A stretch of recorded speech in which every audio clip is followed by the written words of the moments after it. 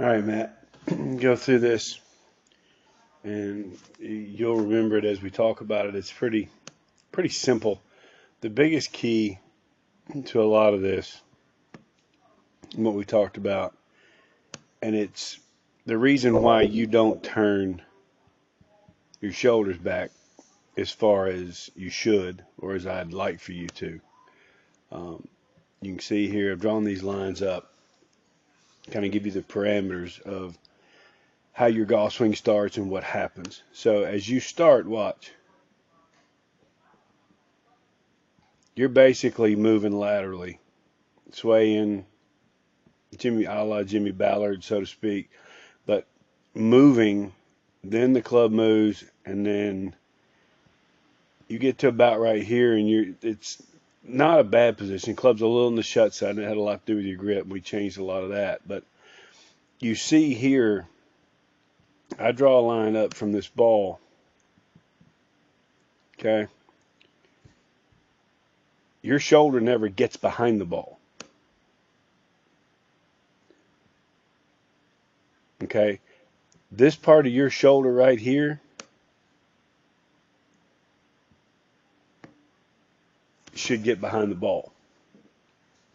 So that initial sway, that initial move away, basically is you faking your backswing. So as you get to here, you see you get to a certain point, you stop turning, your arms go up, and then your initial start down is really good.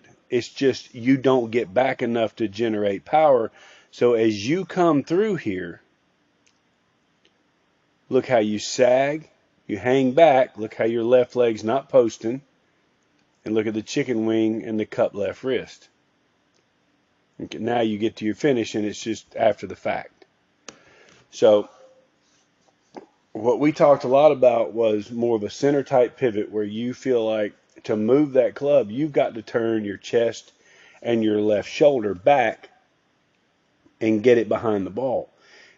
It never really gets there. That's going to take some stretching and some work on your behalf to get it there. But I come and go to this one here.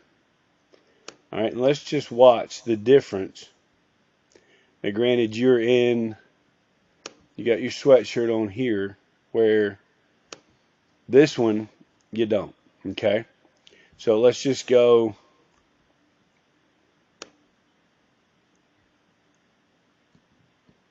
all right, 90 degrees up. Angle's going to be a little off on this one, sorry, but it's close enough. So there's your angle there, all right? So now watch your backswing here. See that initial move, that your body moves but the club's still on the ground? Now the club gets to about here, you're done turning, and lift a little bit, and then boom. Watch the difference here. You kind of set, you want to move, and then you stop, and you turn. Okay? You look at these, a lot of people would say they don't look too different. They look very different to me. Look different because the one on the left, you've actually turned your back more to the target. You can see how your legs, you look like your left knees come in just a touch, which is fine. This one over here is just more upper body and you moving. So watch the difference as you start down.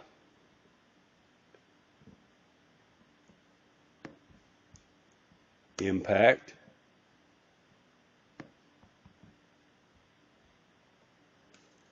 Impact.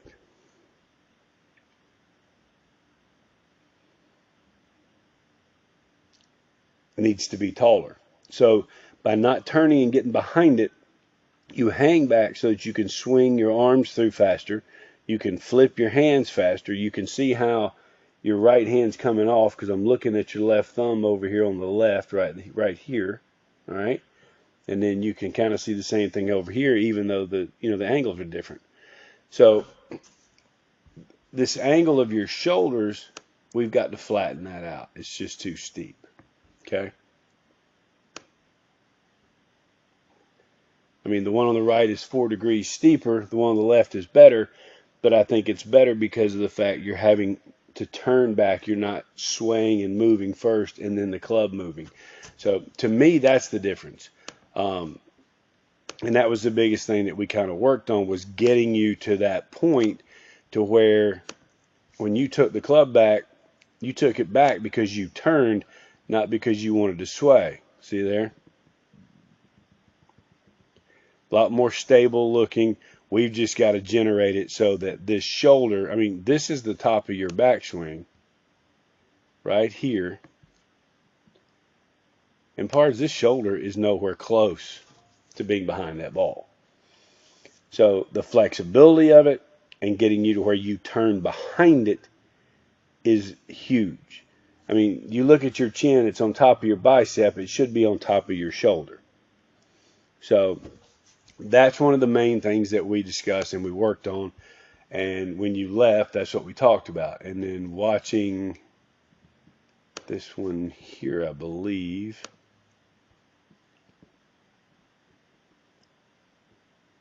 So you can already see how much you're taller. But then the chicken wing, it's just from the lack of shoulder turn. You never get behind it to generate any big muscle movement and torque and then release. So therefore you kind of sit and hang, and you see how your right hand takes over and your left arm just, it chicken wings. Finish is good, but it's from here to here that we've got to change. And the only way we change that is by when you get to the top, that shoulder has got to get behind this ball. Okay? That's the way I would look at it. There's a lot of good things going on in your golf swing, especially since we solidified the fact you're more solid in the takeaway. You're not moving off of it. We just got to get a better turn, get your back to the target, which is going to allow you to move. I mean, this right here is not bad. I mean, you watch this swing right here. This is not, it's not bad. But we just got to get you to turn behind it and then get you moving. Because it's a lot of hands and arms. Here's one where we're working on you staying more stable. And then when you turn back, you can see here, your chest is really not moving, it's your arms. And then look how high. That arm, we go from here to here. You see where it's at. It should go through your shoulder there. It should dissect that right shoulder. So you see how it's lifted. And it's lifted because there's no real turn. All right? So the turn is huge. Bigger shoulder turn going back. You start down, everything is athletic, and it's phenomenal. You're dead on plane coming down. The problem here is, look how you sag. Look how you sit. We've got to get your hips to where when you go, they're opening. All right? They're coming out this way. So get them rotating around. You taller, more on top of it. And then you see how your arms, you swing the club left, but you swing the club left because it's just arms. Look how you're still sitting on your back foot. You can see how there's still a lot of weight on that right foot.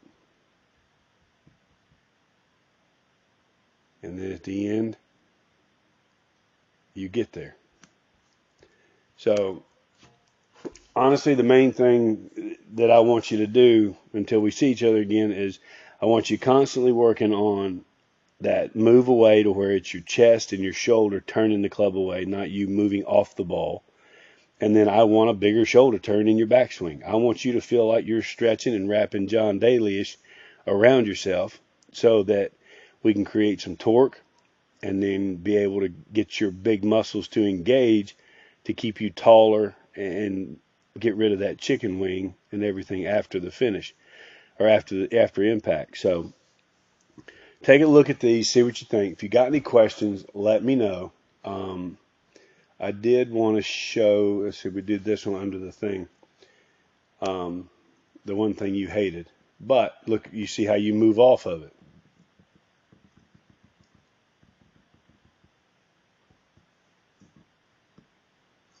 And you can see how your hands and arms, everything just kind of sucks in chicken wings. You see how you top it because you flip it. That's why I say we've got to have you taller, and we've got to have that shoulder moving this way. We got to have that hip moving this way and have that hip going there and there. So if we can get all this, it'll work. But again, you got to stretch. You got to get more flexible. We got to get it where you can turn and get your back to the target. We create that, a lot of things will happen honestly on their own, just as a reaction. So take a look. Let me know what you think. If you got any questions, holler.